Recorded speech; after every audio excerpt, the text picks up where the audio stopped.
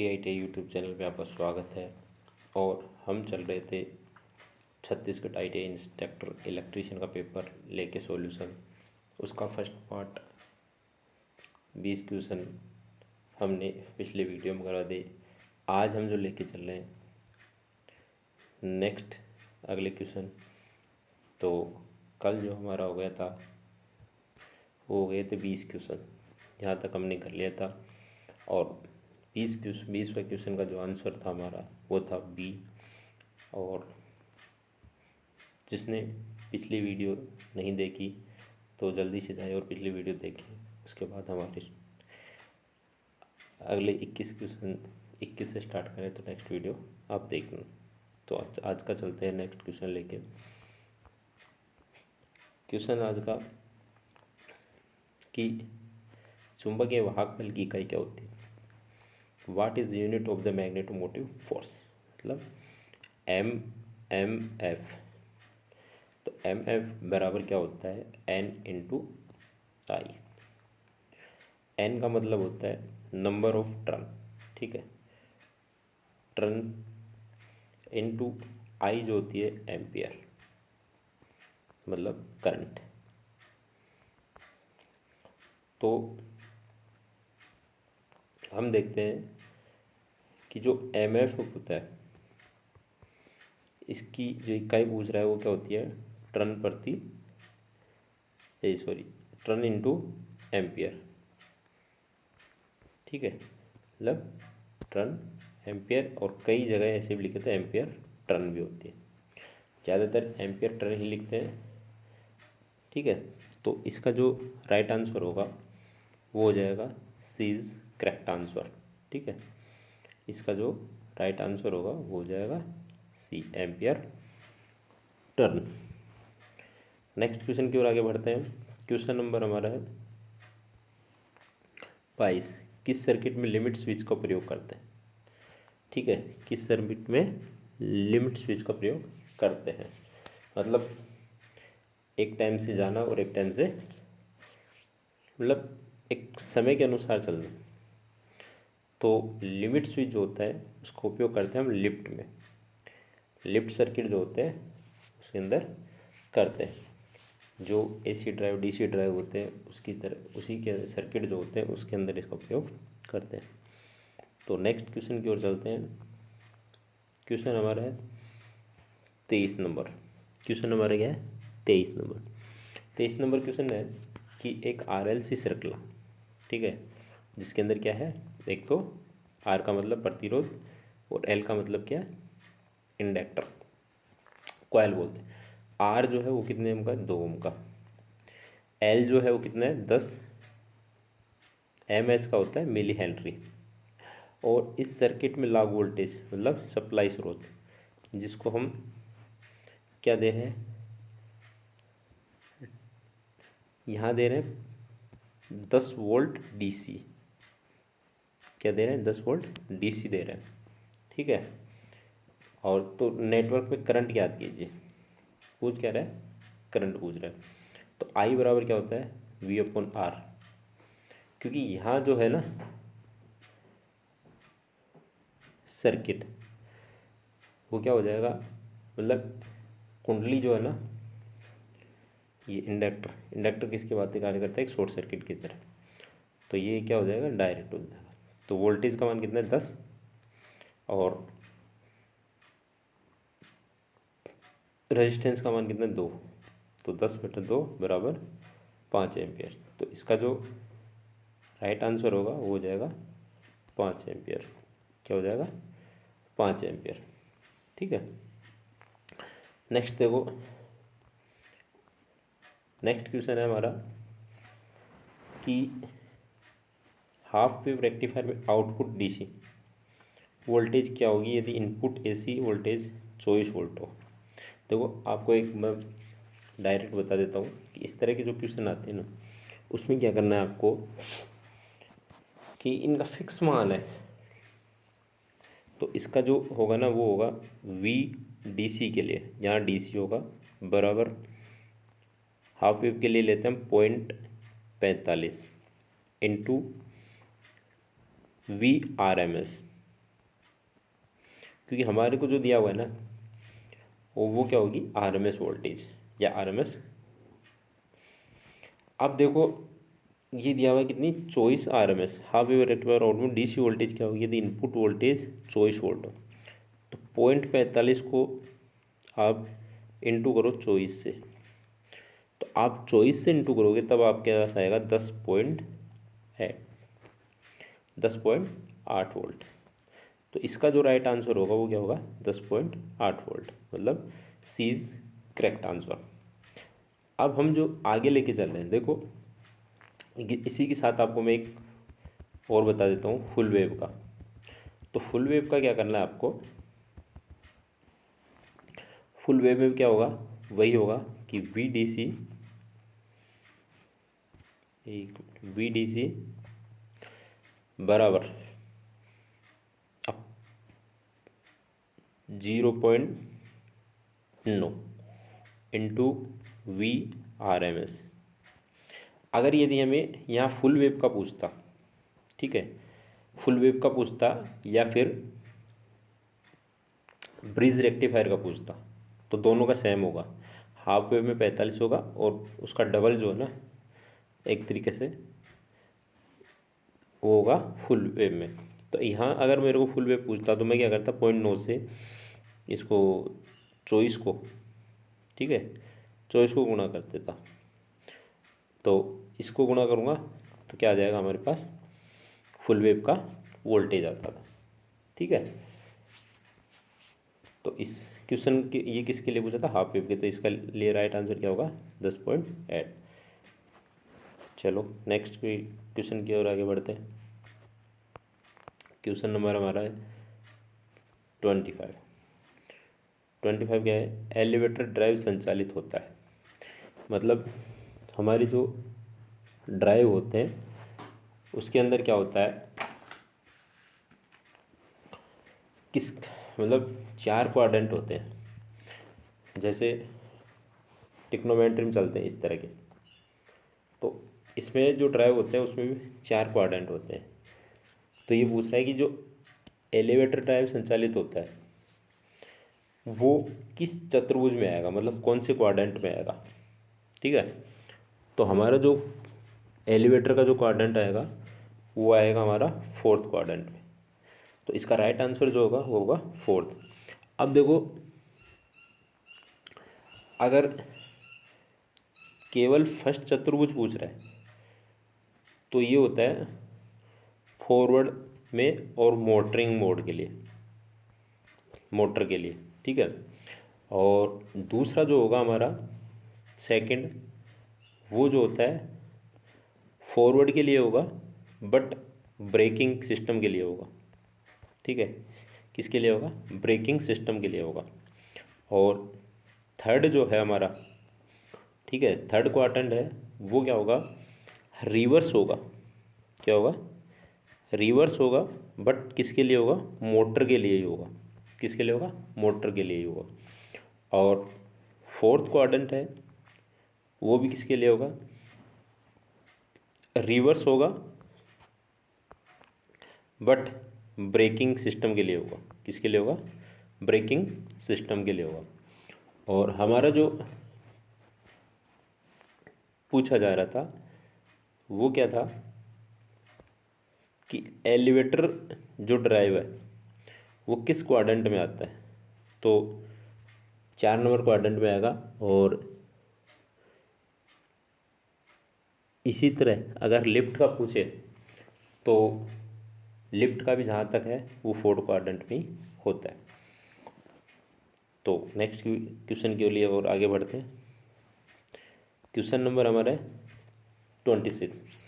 26 क्या वाला है, इंडियन इलेक्ट्रिक नियम जिसमें खतरे की सूचना के लिए डेंजर्स के लिए पूछ रहा है, डेंजर्स नोटिस। तो डेंजर्स नोटिस के लिए पूछ रहा है, तो देखो कौन सा नियम आता है डेंजर्स नियम। तो हमारा जो होता है वो होता है 35, आई रूल 35। और हमारा जो ये एक पूरी क्लास आई रूल की हम दे देंगे, एक अलग से एक वीडियो, बहुत सारे रूल हैं, किस रूल का कहाँ यूज होता है वो सब बताते हैं। ठीक है, तो आज के इस 26 नंबर क्वेश्चन का राइट आंसर होगा सी इज करेक्ट आंसर। आगे बढ़ते हैं क्वेश्चन नंबर 27। देखो बहुत अच्छा क्वेश्चन है। क्वेश्चन नंबर 27 क्या कह रहा है कि 3 फेज इंडक्शन मोटर प्रेरण, इंडक्शन को ही हम क्या बोलते हैं, प्रेरण मोटर में प्रतिशत स्लिप मतलब परसेंटेज स्लिप की गणना करनी है, जिसमें 50 हर्ट्ज आवृत्ति, 6 पोल और 960 आरपीएम वास्तविक गति ज्ञात की। ठीक है, क्या ज्ञात करनी है हमें, वास्तविक गति ज्ञात करनी है, मतलब एक्चुअल जो गति है वो किस पे घूमे। तो चलो देखते हैं। सबसे पहले हम क्या काटते हैं, तुल्यकालिक गति, जिसे हम सिंक्रोनस स्पीड की बात करते हैं। तो फॉर्मूला सबको पता होगा, P 50 इंटू 120 अपॉन P। तो NS बराबर फ्रिक्वेंसी दिया है 50 इंटू 120 अपॉन पोल कितने दिया है 6, तो ये 6 रख दिए, 6 दूनी 12, 5 दूनी 10, मतलब 1000 आरपीएम हमारे पास तुल्यकालिक गति आ गई। अब देखो परसेंटेज की बात कर रहे हैं, तो परसेंटेज स्लिप के लिए क्या फॉर्मूला होता है, NS minus NR upon NS into 100। तो हाँ क्या रखेंगे, NS का मान कितना था 1000 माइनस NR का मतलब रोटर गुणन गति कितनी है 960, तो माइनस 960 बटे 1000 इंटू 100। तो इसको घटाते हैं तो कितना आता है 40 बटा 1000 इंटू 100। तो ये 2 जीरो से ये कट गया और इससे ये कट गया, तो कितना आ गया 4%। ठीक है, कितना आ गया 4%। तो इसका राइट आंसर क्या हो जाएगा 4%। क्वेश्चन नंबर 27 का आंसर क्या हो जाएगा 27%, सॉरी 4%, 27 का आंसर 4% हो जाएगा। ठीक है, नेक्स्ट क्वेश्चन की ओर आगे बढ़ते हैं। देखो क्या कह रहे हैं नेक्स्ट क्वेश्चन कह रहा है कि 3 फेज सप्लाई की तुलना में सिंगल फेज सप्लाई की कौन सा सही है, मतलब इसके कुछ लाभ हैं वो देखो। तो उसी में पूछ रहा है कि मतलब 3 फेज की तुलना में सिंगल फेज सप्लाई है उसका कौन सा फ़ायदा है। तो इसमें देखो सिंगल फेज मशीनरी की लागत कम, ठीक है, दूसरा है कम विश्वसनीयता, तीसरा है कंडक्टर सामग्री की मात्रा आवश्यकता, बेहतर शक्ति कारक और दक्षता। देखो ये तो होता नहीं, ठीक है। और दूसरी बात करते हैं कि सी की, तो कंडक्टर सामग्री की कम मात्रा में आवश्यकता होती है। अब इसमें देखो क्या है कि लागत कम होती है, पर इनमें सबसे अच्छी क्या होती है, क्योंकि ये जो मशीन होती है वो कम विश्वसनीय होती है। तो इसका राइट आंसर क्या होगा 20। नेक्स्ट क्वेश्चन के लिए आगे बढ़ते हैं। क्वेश्चन नंबर 29 नंबर क्वेश्चन देखो क्या है, यदि प्रकाश की तीव्रता कम है तो सोलर सेल का क्या होगा, आउटपुट बढ़ेगा, आउटपुट कम होगा, आउटपुट वही रहेगा, सेल से कोई आउटपुट नहीं मिलेगा। ठीक है, तो इसके अंदर क्या करना है, आउटपुट कम होगा। ठीक है, ये क्वेश्चन बहुत बार आता है और ज़्यादातर ये जो क्वेश्चन दिए हुए हैं वो नियमित असाइनमेंट से दिए हुए हैं। तो इसका राइट आंसर क्या हो जाएगा बी। नेक्स्ट क्वेश्चन की ओर बढ़ते हैं। क्वेश्चन क्या है, एक दोलन सर्किट में अनुनाद आवृत्ति की गणना करने का सूत्र कौन सा है। मतलब जो अनुनाद आवृत्ति होती है इसका फॉर्मूला क्या होता है, एफ आर बराबर, एफ आर का मतलब यहाँ पे है रेजोनेंस फ्रिक्वेंसी, जिसे इंग्लिश में बोलते हैं, ये देखो यहाँ लिखा हुआ है एफ आर मतलब resonance frequency 1/2 into L C. अब जब रेजोनेंस फ्रिक्वेंसी जो होती है वो कब निकल के आती है, जब एक्स एल बराबर एक्स सी होते हैं। तो इसी को जब सोल्व करते हैं तब रेजोनेंस फ्रिक्वेंसी हमें मिलती है। तो इसमें देखो जो इसको सोल्व करेंगे ना, तो इसका जो निकल के आता है फॉर्मूला वो आता है डीज, इस रेजोनेंस फ्रिक्वेंसी का जो फॉर्मूला होता है वो एफ आर बराबर 1/2 ये हम क्या है कि क्लास में सोल्व करवा देते हैं। ठीक है, ऐसी फंडामेंटल में है तो उसमें सोल्व कराते हैं, अब यहाँ पे नहीं। तो उसमें कभी करवा देंगे आपको, है ना। नेक्स्ट क्वेश्चन की ओर बढ़ते हैं। क्वेश्चन नंबर हमारा 31। यदि शंट फील्ड प्रतिरोध, ठीक है, शंट फील्ड प्रतिरोध क्रांतिक प्रतिरोध मान से ऊपर हो जाए तो डीसी जनरेटर में क्या प्रभाव पड़ेगा, ठीक है, डीसी जनरेटर पे क्या प्रभाव पड़ेगा। तो जिन डीसी जनरेटर पे क्या करते हैं कि इसका जो कर्व होता है, ठीक है, वो इस तरह होता है कि एक यहाँ तक रहता है, फिर जब मतलब चुंबक बनाना बंद कर दे तो एक ऐसे घूमने लग जाता है, ऐसे ऐसे कुछ, ठीक है, इस तरह का कर्व बनता है। तो इसमें क्या होगा, जो वोल्टेज है ना वो उत्पन्न करना बंद कर देगा, मतलब उसके लिए बिल्डअप ऑफ वोल्टेज, ठीक है। तो इसका 31 का जो राइट आंसर होगा वो होगा डी, जनरेटर वोल्टेज उत्पन्न करने में विफल रहता है, ठीक है। बहुत अच्छा कंसेप्ट है इसका क्वेश्चन का। नेक्स्ट क्वेश्चन की ओर बढ़ते हैं हम।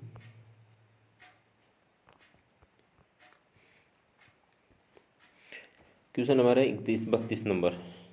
क्या कह है, सिंक्रोनस मोटर ऑपरेशन के लिए डीसी आपूर्ति क्यों आवश्यक होती है। हानि को कम करने के लिए, शुरू में मोटर को स्टार्ट करने के, मोटर को ओवरलोड से साथ साथ मोटर को तुल्यकालिक गति से चलाने के लिए। तो हमारा जो 32 क्वेश्चन है उसके अंदर क्या है, मोटर को तुल्यकालिक गति से चलाने के लिए इसका हम क्या करते हैं, डीसी देते हैं, ठीक है। क्योंकि इसकी स्टेटर और रोटर, तो इसके जो रोटर होता है उसमें क्या करते हैं, डीसी देते हैं, जिसको मोटर को तुल्यकालिक गति से चला सके। तो हमारा जो नेक्स्ट क्वेश्चन है वो देखते हैं। 32 का आंसर क्या होगा, डी इज राइट आंसर। 32 का बाद में क्वेश्चन नंबर 33 में चलते हैं। परमाणु संयंत्र का मुख्य नुकसान क्या है। कचरे का निपटान करना, रनिंग खर्च ज़्यादा होता है, संयंत्र को बड़े स्थान की आवश्यकता होती है, लोड सेंटर दूर स्थापित करते हैं। तो हमारा जो इसका राइट आंसर जो होगा वो क्या होगा, कचरे का निपटान करना। ये थ्योरेटिकल क्वेश्चन है कुछ पावर जनरेशन से, ये परमाणु संयंत्र, ठीक है। नेक्स्ट क्वेश्चन की ओर बढ़ते हैं। नेक्स्ट क्वेश्चन हमारा 34। ऑफलोड की स्थिति में कौन सा स्विच संचालित होता है। Isolating switch, limit switch, two way switch, push button switch. तो पुश बटन स्विच हम किस में करते हैं, बेल में, जो घर पे बेल लगी होती है उसमें करते हैं। टू वे स्विच हम किस कहाँ करते हैं, जीने की वायरिंग, मतलब जीने की वायरिंग का कोई ज़रूरी नहीं है, हम वहाँ करते हैं जिसको एक चीज़ को दो जगह से कंट्रोल करते हैं। लिमिट स्विच का कहाँ प्रयोग करते हैं, लिफ्ट में प्रयोग करते हैं, ठीक है। तो 34 में जो आंसर होगा वो क्या होगा, आइसोलेटिंग स्विच, क्या होगा, आइसोलेट स्विच होगा। नेक्स्ट आगे बढ़ते हैं। Question number 35। क्वेश्चन नंबर 35, गैर परंपरागत बिजली उत्पादन का क्या फ़ायदा है। मतलब नॉन कन्वेंशनल जो पावर जनरेशन होती है उसका क्या फ़ायदा होता है। तो 35 में जो होता है वो देखते हैं कि अधिक भरोसेमंद होता है, या फिर अधिक दक्षता होती है, कम प्रारंभिक लागत होती है, प्रदूषण घटाना होता है। तो गैर परंपरागत जो स्रोत होते हैं वो कौन से होते हैं, एक तो होता है सौर ऊर्जा, बायोगैस, पवन ऊर्जा, ठीक है, ज्वारीय तरंग, ये सब क्या होते हैं, हमारे नॉन कन्वेंशनल पावर जनरेशन होते हैं। तो इस क्वेश्चन का जो राइट आंसर होगा वो प्रदूषण को घटाना, क्योंकि उनके द्वारा नहीं होता है। नेक्स्ट क्वेश्चन की ओर चलते हैं हम। क्वेश्चन नंबर हमारा 36। 36 में क्या बोल रहा है, भीड़ भाड़ वाले क्षेत्रों के लिए केबल बिछाने की कौन सी विधि प्रयोग करते हैं। तो इसमें जो होते हैं हवा में रैक, डक्ट पाइप, इमारतों के साथ और सीधे बिछाना। जहाँ भीड़ भाड़ का मतलब क्या है कि जैसे मेले में हुआ, कोई मॉल में हुआ, उन जगह किस तरह की वायरिंग करते हैं, तो वहाँ हम जो करते हैं वो करते हैं हम डक्ट पाइप वायरिंग। तो इसका जो राइट आंसर होगा वो होगा duct pipe wiring, B is right answer. Next question की ओर बढ़ते हैं। क्वेश्चन नंबर हमारा है 37। एक संतुलित आर एल लोड, एक संतुलित आर एल लोड के लिए 3 चरण एसी आपूर्ति द्वारा आपूर्ति की कुल तात्क्षणिक बिजली क्या होगी, ठीक है। तो इसके अंदर 0, नियत, शून्य औसत के साथ संबंध, गैर शून्य और औसत के साथ। ये जो क्वेश्चन है, ये क्वेश्चन है एसएससी जेई का, और वहाँ से ये डिट्टो क्वेश्चन ऐसे कैसे उठाया हुआ है, इसका बहुत लंबा चौड़ा एनालिसिस है। तो इसका जो आंसर होगा वो होगा कांस्टेंट। ठीक है, ये क्या होता है, इसका जो राइट आंसर होगा बी इज राइट आंसर।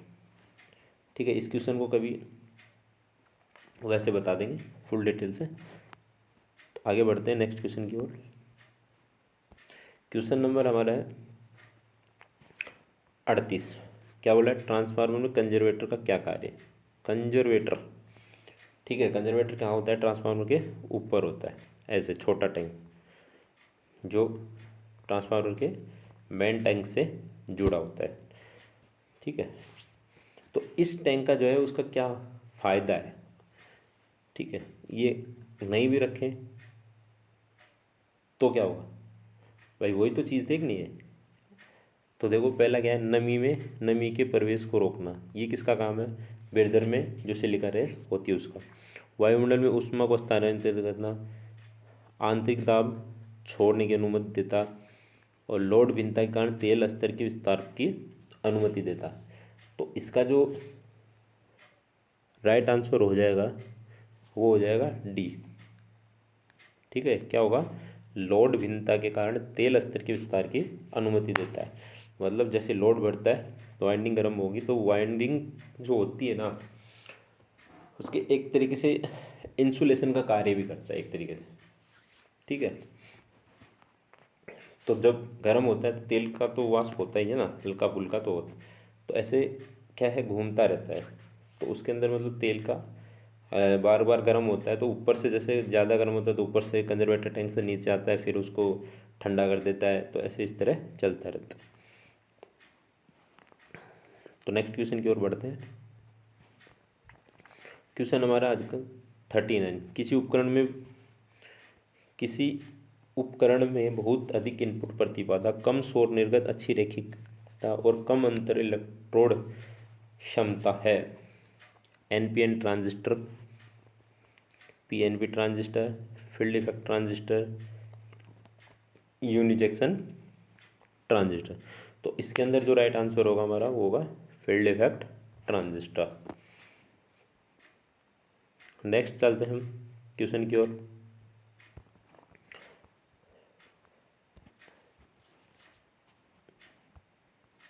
देखो क्वेश्चन नंबर 40 क्या बोला है, पन बिजली।